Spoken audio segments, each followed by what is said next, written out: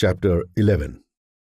Whoso neglects learning in his youth loses the past and is dead for the future.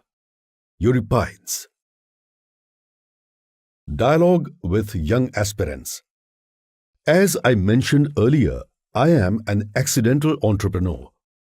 No one from my family had any knowledge or background of business, and there was no one to guide us.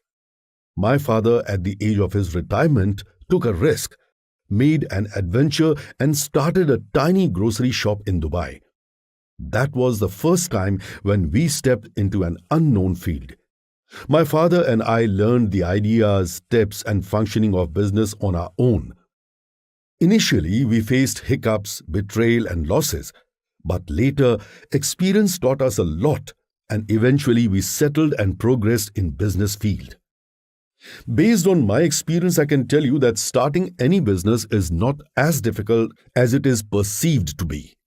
In fact, it is the only field where everyone can participate at any age and without any formal education. The only criteria to sustain here is your endurance, adaptability, and communication skills. So my appeal to the young aspirants from every section of society is to step into business daringly if they want.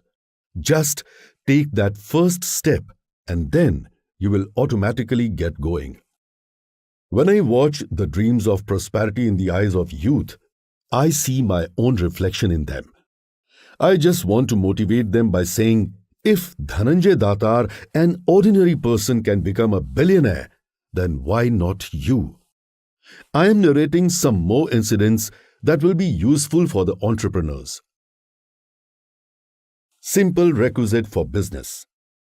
Once I was asked by a business aspirant what the basic requisite for starting a business was. I simply replied, elementary, my dear friend. If you know the value of money and are able to count it, that's sufficient.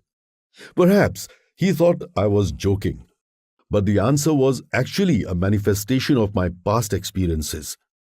When I started my career in business, I was only a high school graduate. I would often visit our client companies and meet the officials there. I would think myself inferior when I found that they were highly educated and some of them had even acquired their management degrees from reputed business schools or overseas universities. Because of this complex, I would prefer to talk as little as possible. But one incident dispelled my fear. One of our clients in Dubai was a big trading firm. The proprietor of that firm was an elderly millionaire. I would visit his office regularly to collect our payment checks. I noticed a strange thing there. The officials would make a mockery of their employer behind his back because of his illiteracy. Wonder of wonders. The owner was a primary school dropout. In one meeting, he asked casually about my educational qualifications, and I replied that I was a high school graduate. He exclaimed in appreciation, "Fantastic! You have learned a lot. Please do me a favor." He handed me a bunch of checks and asked me to read the amounts written on them slowly but aloud. As I was reading the amounts, I saw him verifying the figures, counting on his fingers. It surprised me, and I asked him the reason. He candidly replied, "Young man, I have not learned much. I can't understand the written amounts, so I calculate on fingers and tally them." I realized at that moment why his office staff had the habit of mocking him. As if he had read my mind, he smilingly said, "I know what comes to your mind. I am fully aware that my employees laugh at me for my illiteracy, but it makes no difference to me. I don't fall prey to this inferiority complex. I run my business successfully. Education alone is not the yardstick to evaluate a person. His skills are more important. Think the other way around. If I am a subject of mockery, why do all these highly educated people remain complacent working under a dropout person whose business administration is superior? Let me tell you, I am not the only one in this city to be called an illiterate millionaire. We are many. Some of us are billionaires and can't even write words. They have only learned to trace their signature on checks and documents and are still fetching a fortune. He then gave me a precious piece of advice. He said, I don't underestimate the importance of education, but practical experience is much more important than bookish knowledge. The basic requisite of business is knowledge of money. Teach entrepreneurship at an early age. Once I was having a conversation with my friend at his home over a cup of tea. My friend happened to be an entrepreneur like me. As we were busy discussing the developments in our respective fields, suddenly the school-going son of my friend entered the room. My friend acquainted me with him. The little boy enthusiastically told his father, Dad, today our school has given us a task. They have provided each student a receipt book to collect building fund for the upcoming recreational facility. He then turned to me and politely asked, Uncle, would you like to donate to our school fund? I was about to draw my wallet appreciatively, but just then my friend interrupted and angrily commented, There is no need to go anywhere begging door to door for the donation. I will not tolerate if any of our neighbors insult you. Instead, I will pay you the whole amount. You just write any fictitious names you like on all the receipts and hand over the receipt book and the amount to your class teacher tomorrow. The boy left the room with disappointment. My friend turned to me and sarcastically said, We send our children to schools for learning moral values, and they teach their students to beg for funds from society. I shook my head in disagreement and asked my friend a simple question. Do you want your son to be an entrepreneur like you in future and carry forward your legacy? His reply was affirmative, to which I said, You are losing a good opportunity to introduce your son to the business world. My friend seemed puzzled over my remark and asked me the reason. I replied, Look, you just prevented your son from going outside to collect fund on behalf of his school. What you called begging is, in fact, a basic exercise of salesmanship. Let your son face people, convince them for donation, read their reactions, and learn to improve his marketing. Perhaps some people will talk to him rudely and may insult him, but others will definitely encourage him. Let him gain all sorts of experiences. The first step of any business is smart salesmanship, and you are making a mistake by not teaching the kid the art of persuading, convincing, and winning the customers. My friend understood his mistake. Then he called his son, and we both donated to his school fund. The child's face lit up. Age is no limit for business. Some years ago, I met one of my schoolmates who had opted for a voluntary retirement from his high-profile job at the age of 50.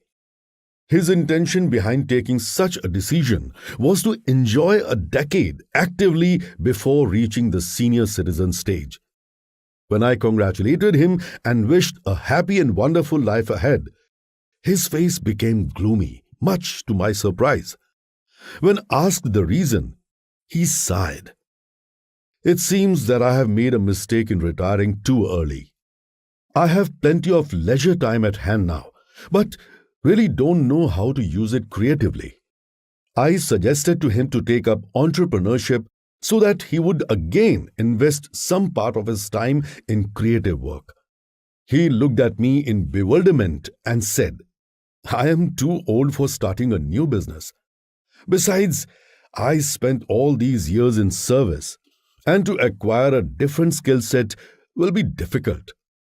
His logic amused me, and I told him smilingly, Friend, it requires no precondition, reservation, age limit, or different skill set to step into business. Determination, hard work, and perseverance are the only qualities essential to get along. Customers, experience, and opportunities come automatically. I gave him the example of my father. He spent his entire service tenure working in different jobs and daringly ventured into business in his retirement age. He was enthusiastic, but a novice. He sensed a business opportunity and took the risk of investing his lifetime savings in an unknown field, that too in a foreign land.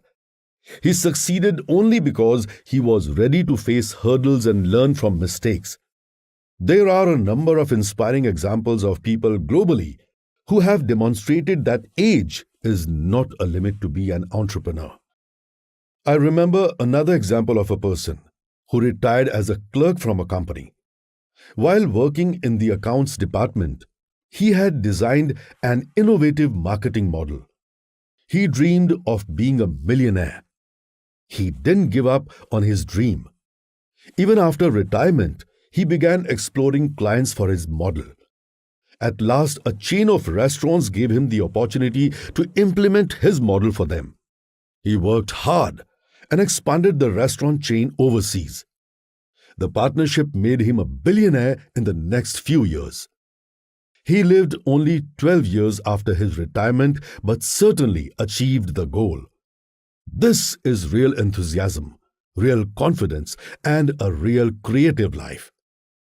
Let me quote a few lines from a poem titled Youth, written by Samuel Ullman. Youth means a temperamental predominance of courage over timidity, of the appetite for adventure over the love of ease. This often exists in a man of 60, more than a boy of 20. Nobody grows merely by the number of years. We grow old by deserting our ideas. Years may wrinkle the skin, but to give up enthusiasm wrinkles the soul. Worry, fear, self-destruct bows the heart and turns the spirit back to dust. Inspire the aspirers to grow. A decade ago, we emphasized on radio advertising to popularize our brand. Once we had decided to launch a new promotional campaign for our products. Since applying new ideas from life to business has always been my favorite strategy, I asked our advertising agency to run the campaign innovatively. I shared my idea of introducing more entertainment into the advertisements. Movies have so much impact on the public mind that the fans memorize and recite the famous dialogues of their favorite actors. I suggested to our agency to use such dialogues in our promotional content to be recorded in the style of that actor with the help of a skilled voiceover artist. The creative team of the agency liked the concept and decided to work on it. After some days, the agency submitted a budget for the advertisement series. It was far more expensive than my expectations. When I asked the reason, the agency told me that the professional voiceover artists were asking for a hefty charge as their remuneration, and there was no scope for any bargain. On hearing this, I advised the agency to search for any new and aspiring mimicry artist instead of the established seniors. Soon they found one young artist who was a struggler and was trying hard to make inroads into the film industry. He was humble and committed to his passion. He accepted our project and charged us reasonably. Later, our advertisements became so popular that people began listening and enjoying them frequently. That humble youth has now become a celebrity mimicry artist, actor, and anchor. His name is Raju Srivastav. This incident inspired me to help the strugglers, and soon it became a habit. Once a young sculptor from the small suburb of Badlapur near Mumbai heard my lecture on entrepreneurial development and got inspired. He corresponded with me and sent one sample artifact for my attention. It was a beautifully painted clay lamp. What fascinated me more was the way he packed the clay lamp so neatly and wrapped it carefully. I sensed his artistic and entrepreneurial skills and gave him an opportunity to exhibit his clay products in our Dubai store. He got an enthusiastic response from our overseas customers, and that was the stepping stone of his entrepreneurial career. He is now a seasoned exporter. His name is Nimesh Janwar. Friends, we should always inspire and help the youth with an aim to create a nationwide entrepreneurial ecosystem. A pat on their back and a little push can really create miracles. When I was in my 20s, I was a novice in business. I was being humiliated by the words like, "Business is not your cup of tea. You are better off serving someone." That time, a hard-working Muslim gentleman from Bangladesh named Mullah Chacha encouraged me and gave me the opportunity to earn the first profit of my life. Even today, I remember his inspiring words and the assuring pat on my back. Speak the customer's language. My initial days in Dubai were dull and lonely. The main reason was that I had a problem of communicating with the local customers. Dubai's local language is Arabic and international language is English. I was poor in English and Arabic was totally unfamiliar to me. I could only speak Hindi or Marathi. But very few customers would reciprocate in Indian languages. This dilemma not only made me nervous, but also isolated. I began hiding from the Arabic-speaking and English-speaking customers. Some white-collared customers would prefer to speak in fluent and elite English only, and that made the situation even more awkward for me. Even after figuring out that I struggled with English and would reply with only 3 words, yes, no, or thank you, they maliciously kept talking in eloquent English and enjoyed watching my embarrassment. This caused an inferiority complex within me. One day I was working in the shop as usual when an Arab customer dropped in. I warily faced him and greeted him in Arabic saying, "Subh al-khair," good morning, the only Arabic words I was familiar with. Hearing this, he thought that I could speak his language, and he continued the conversation in Arabic. Soon he noticed my silence and realized the situation. He wisely found a way and started communicating in sign language. He first pointed towards the commodity he wanted and then made a chopping-like action on his wrist. The meaning immediately flashed in my mind and I understood that he wanted half kg of that product. When I handed over the packet to him, he paid for it and waved his hand happily, saying, "Shukran, thank you." The body language of that Arab customer taught me a lot. I understood the importance of communicating in the customer's language. At the same time, I realized how easy and joyful it is to learn a foreign language from the natives. All of a sudden, my fear vanished and I resolved to learn both the languages, Arabic and English, by heart. The very next day, I started learning different Arabic words and applying them. In 6 months, I progressed to talking with my customers easily. Then I turned my attention to English. I joined a coaching class to polish my language and acquire conversational skills. The teacher was a pleasant, gentle person. He taught me various techniques of public speaking. This tutelage profited me in my business also. Being a multilingual definitely expands your reach to a large number of customers. I always offer this precious advice to all entrepreneurs who would like to expand their business globally. A quote of Nelson Mandela, the late South African leader, is worth memorizing. If you talk to a man in a language he understands, that goes to his head. If you talk to him in his own language, it goes to his heart. Work more, talk less. I was a novice when I stepped into the business field. Until then, I had had no background or experience of running a shop.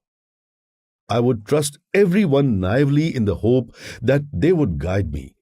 But soon I realized that every person who shakes hands with us is not necessarily our friend. Business is an extremely competitive field, and here applies the rule: survival of the fittest. In those days, I would share the information of my business openly with others.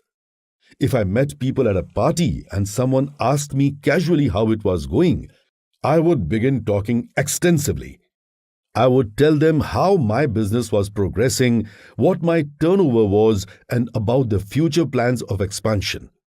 The listeners would congratulate me at the time. Later, it came to my notice that some of my important works were being delayed or denied without reason. For example, if I approached a locality to open a new store, the space would already be rented or the owner would simply refuse to lease it to me. I was quite surprised and began thinking, why would this happen? If I had completed all the necessary formalities, I couldn't get to the bottom of this. Later, I met an elder trader who was like a mentor to young entrepreneurs like me. I told him my problem. He thought for a moment and smilingly asked, "Son, try to remember if you have offended anyone knowingly or unknowingly." I said no. Then he thought for a moment and advised, "It seems that you talk more than necessary while in public. In business, the first thing to remember is to keep our cards hidden. Not everyone is pleased with the progress of their rivals. Some might even turn into backstabbers." I then learned an important lesson and changed myself into a taciturn person. If someone asked me how it was going, my reply would be very crisp. Okay, somehow meeting the expenses.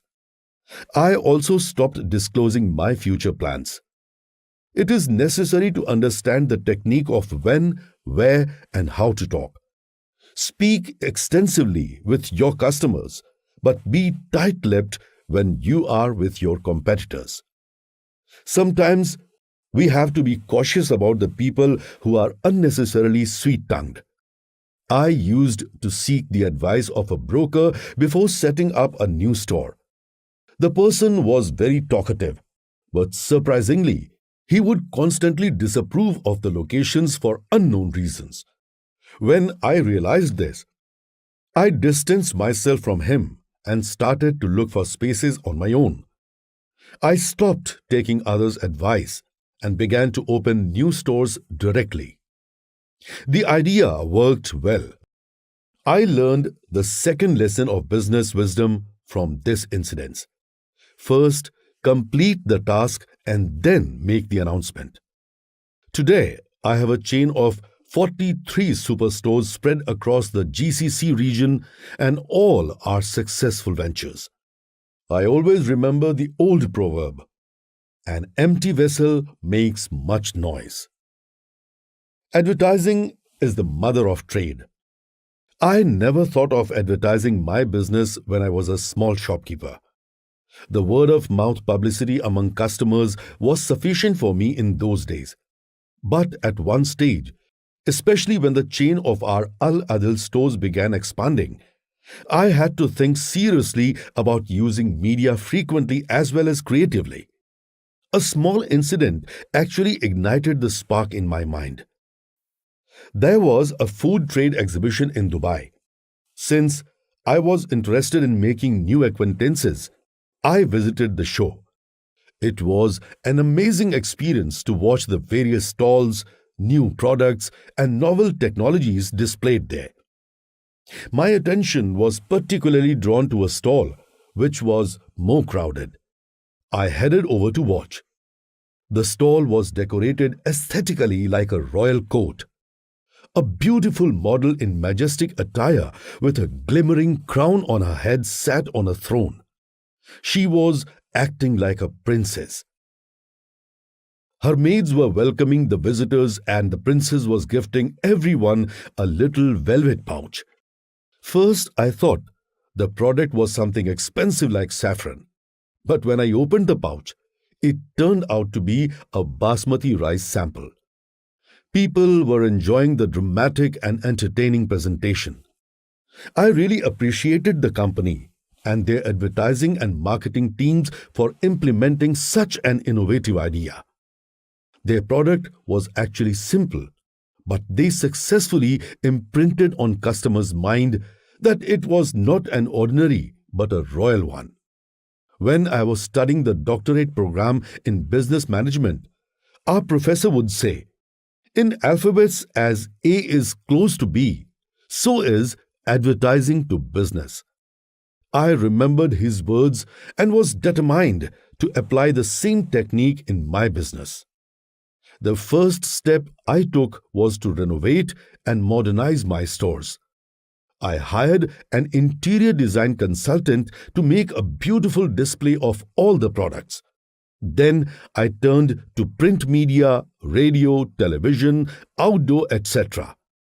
Besides sponsoring various other events, we set a tradition of publicizing our own corporate events.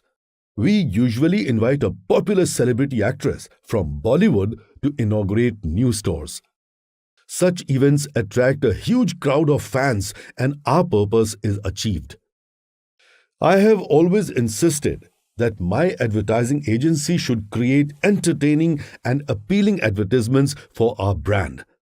From my experience, I can tell you that to grow and succeed in business, you have to advertise not only your products, but yourself too.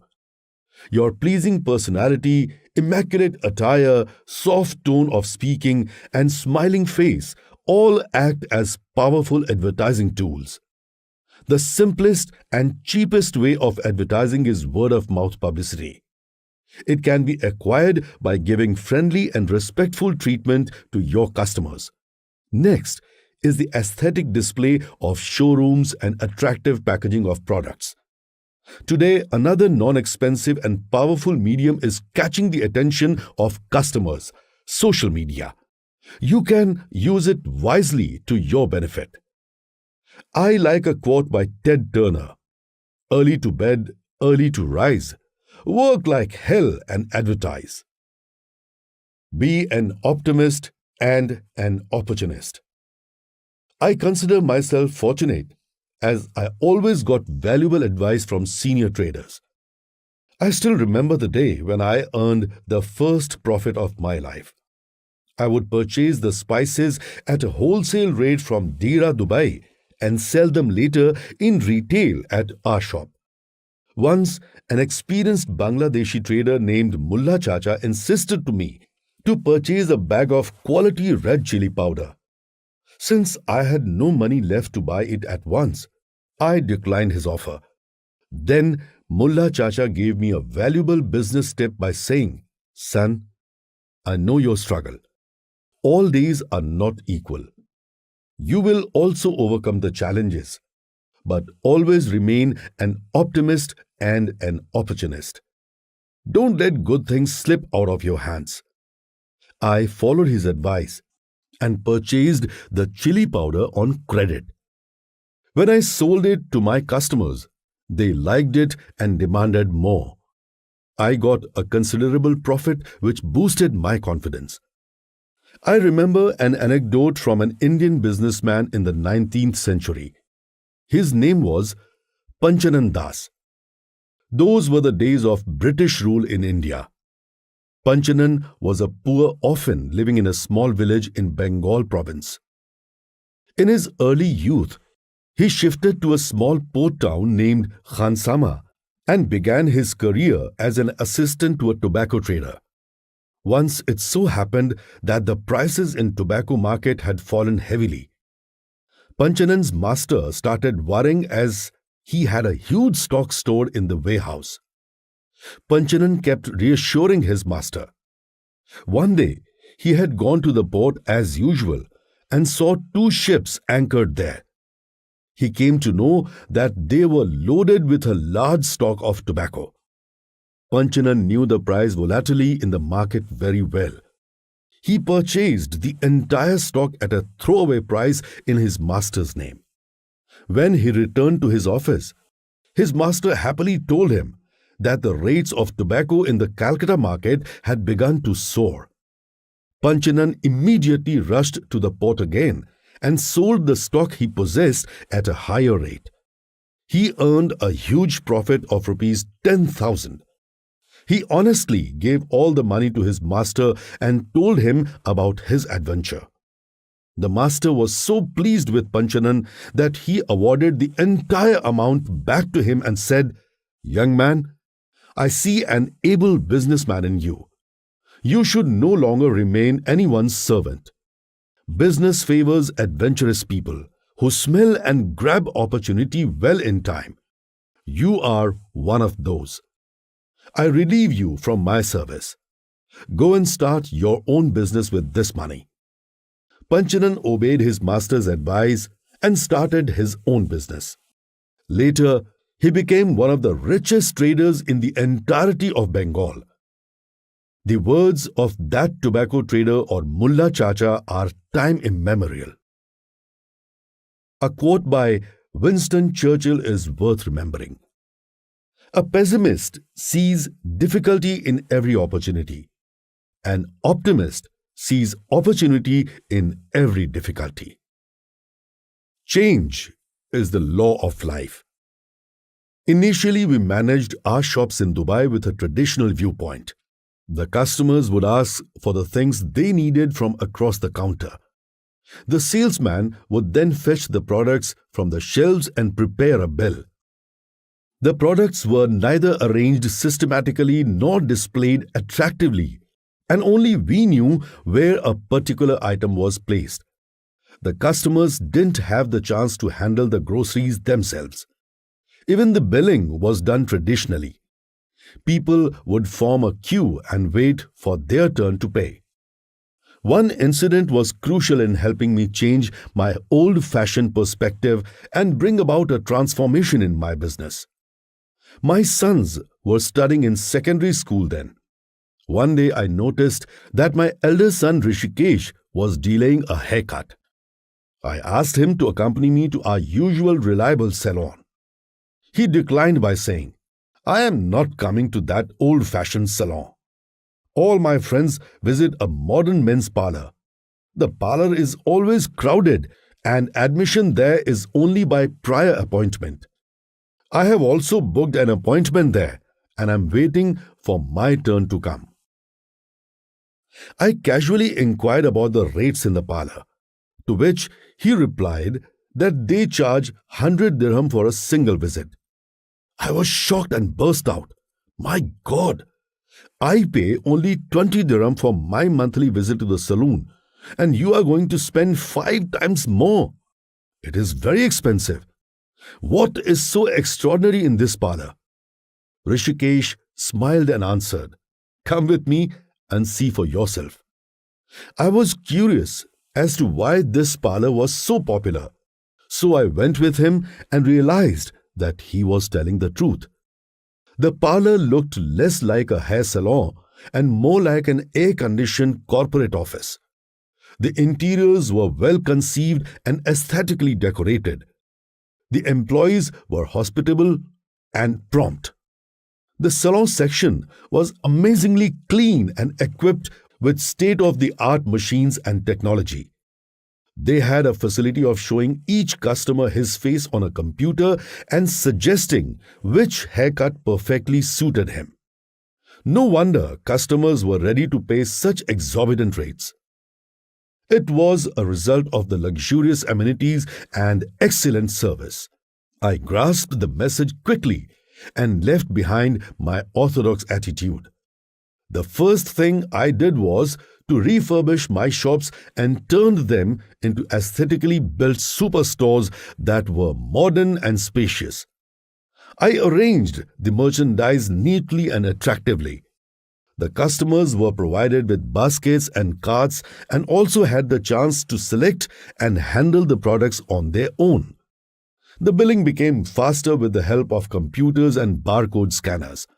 This helped my business to take a quantum leap. The chain of Al Adil superstores began to expand rapidly. A quote by John F. Kennedy is worth remembering. Change is the law of life, and those who look only to the past or present are certain to miss the future.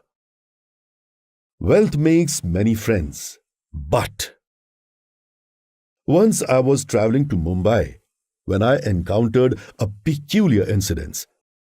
During a conversation with my co-passenger, he casually asked me whether I was carrying any presents for my friends or relatives. I replied in negative, saying that neither I nor my friends back in India ever expected any gift from each other, and our friendship was solely based on trust.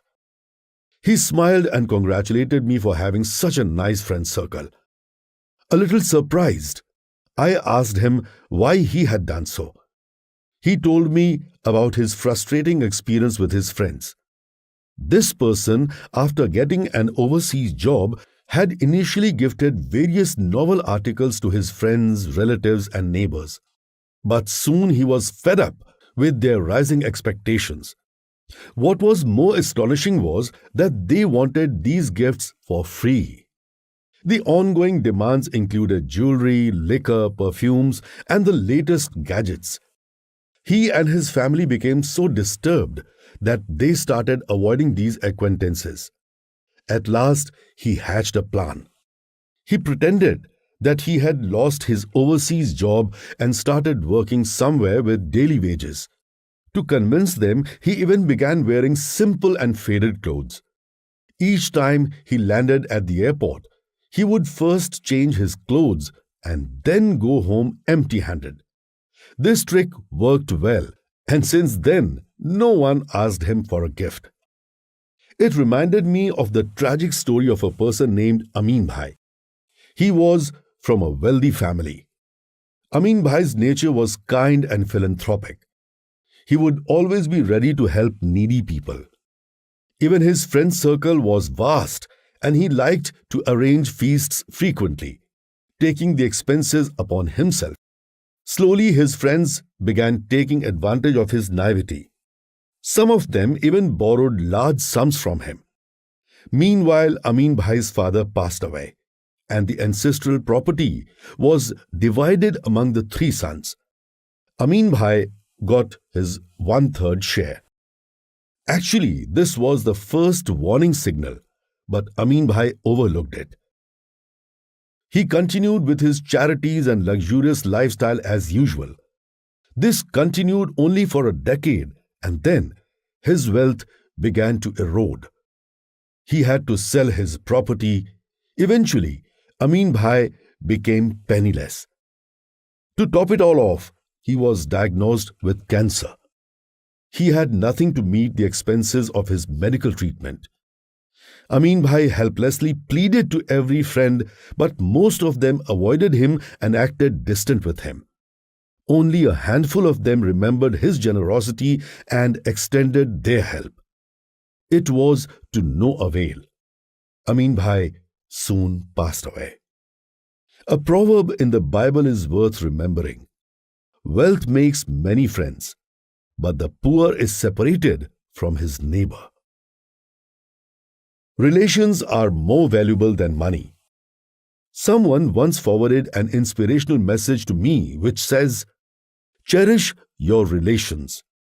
The whole world watched Taj Mahal, except Mumtaz, for whom it was built. How important the sentence and the underlying meaning are. It reminded me of an old and tragic incident which is an eye-opener for those who forget everything while chasing after money. There was a snack manufacturer in Mumbai. His brand was so popular among customers that he became a millionaire instantly and started making a hefty turnover every day. Alas, history repeated itself, and the instant success and gleam of wealth made him haughty and greedy. He had lent a sum of 1 million rupees to his married sister as her family was passing through a bad patch financially. After a couple of years, He began demanding the repayment of his loan, but his sister was helpless and couldn't return the amount. She honestly assured her brother that she would repay his loan once her bad times were over. The brother didn't believe her. He suspected that his sister was hatching a plan to spoil his fortune. The greed made him so anxious that he started visiting his sister's house every month to inquire about his loan. This made the sister irritated. One day she requested him with tearful eyes not to insist on returning his money constantly. This led to a bitter, heated argument between them, and finally, the aggrieved sister asked the brother if her death itself would make him believe her words. The brother was not ready to listen to anything and kept demanding his money back. Overcome with sadness, she committed suicide by barricading and hanging herself in a nearby room. The brother was shocked to see the dead body of his beloved sister. He began to sob and bitterly repented for his behavior. In a grief-stricken and desperate state of mind, he walked to a nearby railway station and flung himself under a running train. Had he controlled his avarice, 2 valuable lives would not have been lost. Friends, the relations in our life and not our money make us prosperous. Money can be earned anytime and lost money can also be recovered anytime. But lost relations are not that easy to rebuild. Our family, relatives, and friends are the real asset. They are the best inspirers and medicines to our agony. I also realized this truth when I faced death. If you want to help someone from the heart, never expect return and repayment. Try to attain and cherish the real happiness in your life instead of money. A quote by Alfred A. Montepert comes to my mind. The main source of our wealth is goodness, the affections and the generous qualities that God admires in a world full of greed. A diamond in the dark has no value. Our Al Adil trading company was flourishing and getting acknowledgement in the GCC region. Despite being the managing director of a successful company, I had initially kept myself from the limelight and pompousness. I believed in the motto of simple living. But one incident taught me how self-publicity is also important in business. I had cherished a dream from childhood to own a luxury car. Fortunately, with God's grace, it came true. I purchased a posh Rolls-Royce Phantom car. One day I went to my bank to submit some documents. The manager of the bank knew me and my business very well. He congratulated me about the new car and casually asked where I had parked it. Since the bank branch was around the corner of my residence, I hadn't brought the car with me but had walked. So I replied that the car was parked in my building premises. The manager was astonished to hear it. He smiled and advised me, "Sir, if I may suggest something, do you know how valuable your car is? Not monetarily, but in public sentiment. Your car's model is the first of its kind in the whole UAE, and the company has manufactured only 18 such phantom cars in the last 105 years. I think you should not lose a good chance of publicity. Travel in the car frequently and park it on the road to get it noticed by everyone." Since I was averse to boasting about luxuries unnecessarily in public, I remained silent over his advice. The manager understood that I was not fully convinced. He once again insisted, "Okay, sir, if you want to ascertain the veracity of my words, try a simple trick. Keep your car parked on the famous Jumeirah beach at peak hours for a week and let your chauffeur just stand beside it waiting." Curiously, I followed his advice and witnessed the wonder. Jumeirah Beach in Dubai Being a tourist attraction point and also a leisure destination of Dubai's elite class is always crowded. My car, being the first phantom model in Dubai, caught everyone's attention. People asked the chauffeur about the owner of the handsome car, and I became famous overnight. Afterwards, the car became my indirect business card and gave me access, respect, and prestige everywhere. Later, I thanked that bank manager who enlightened me. He politely replied, "Sir, there was a certain reason behind my advice. Your company is financially robust and prospering. The best way to convey this message to the business world is not the statistics, but through word of mouth. Remember that a diamond kept in the dark has no value. It requires light to sparkle." I am reminded of a quote by Richard Branson. "Free publicity and word of mouth is probably the best and cheapest form of advertising. Learn to use it to your advantage." Save enough for your old age. A couple of months back, I read a pitiable story of an old Indian businessman in the newspaper. Once, he had been a billionaire and the chairman of his world-renowned group. When he became a senior citizen, he handed over his entire business empire, rights, wealth, and other properties to his only son and began spending his retired life in a small bungalow, which was owned by the companies. He hoped to spend his golden age happily and peacefully there, but later the situation took a very strange turn. Some differences of opinion between the father and the son took such a bitter turn that the son, now the sole decision-making authority of the group, misused his rights and simply evicted his father from the bungalow and deprived him of his legitimate rights. Ultimately, the old man had to appeal to the judiciary to protect his shelter.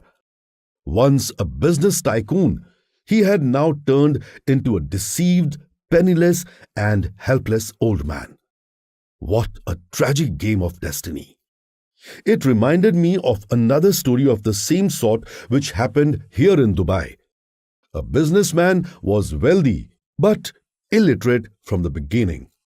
When he grew old, he gave the power of attorney to his young son. It was a grave mistake. When the son came to know about the huge bank balance in his father's account, greed awakened in his mind to make instant fortune. He started drawing large amounts and began accumulating the money in his own account. Since the father was illiterate, he remained in the dark for a long time, until one day the bank informed him about the insufficient balance in his account. The old man was completely robbed by his own son and became empty-pocketed. He spent his remaining days begging his son. I don't mean to say that such breaches of trust have become common nowadays.